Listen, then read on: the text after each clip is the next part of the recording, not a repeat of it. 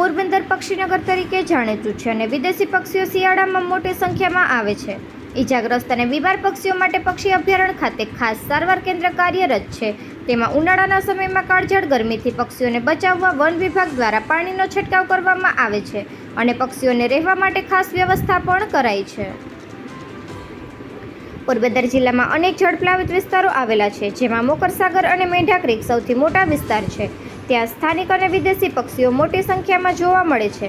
ખાસ કરીને શિયાળાના સમયમાં લાખોની સંખ્યામાં પક્ષીઓ જોવા મળે છે.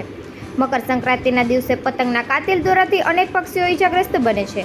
તે પક્ષીઓ ઉપરાંત બીમાર પક્ષીઓને જીવનદાન આપવા માટે શહેરની મધ્યે આવેલા પક્ષી અભયારણ્ય સારવાર કેન્દ્ર શરૂ કરવામાં આવ્યું છે. તેમાં બીમાર અને ઈજાગ્રસ્ત પક્ષીઓને સારવાર આપવામાં આવે છે. હાલ ઉનાળાનો સમય છે અને આકરી ગરમી પડી રહી છે. લોકો પણ ઉકળાટ અને બફારાના કારણે ત્રાહિમામ પોકારી ગયા છે અને ઠંડક મેળવવા વિવિધ પ્રયાસો કરે છે. ત્યારે અભયારણ્યમાં અનેક ઈજાગ્રસ્ત અને બીમાર પક્ષીઓ વસવાટ કરી રહ્યા છે. આવા પક્ષીઓને ગરમીમાં મુશ્કેલી ન પડે તે માટે પાણીના પક્ષીઓ માટે ખાસ એન્ક્લોઝર જેવી વ્યવસ્થા કરાઈ છે. એ સિવાય અન્ય પક્ષીઓના પાંજરામાં ગ્રીન નેટ પાથરવામાં આવી છે, જેમાં સતત પાણીનો છંટકાવ કરવામાં આવે છે. તેમજ પાણીના કુંડા પણ રાખવામાં આવ્યા છે. તેમજ ભોજનની પણ વ્યવસ્થા કરવામાં આવી છે.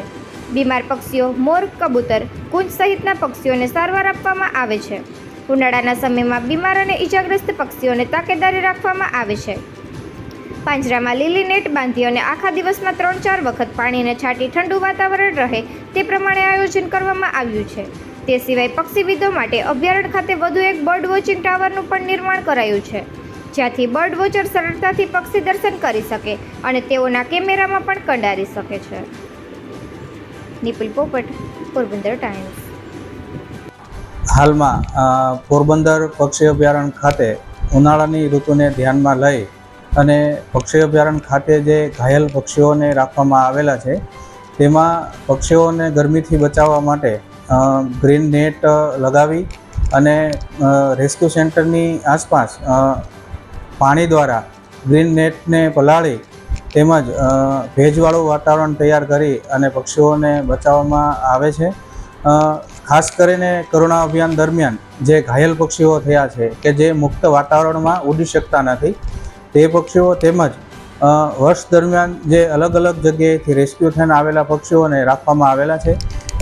જેની વાત કરીએ તો પેલિકન છે, ગ્રેટ ઇગ્રેટ છે, મધ્યોબાજ છે, મોર છે, મેના છે, એવા વિવિધ પક્ષીઓ છે.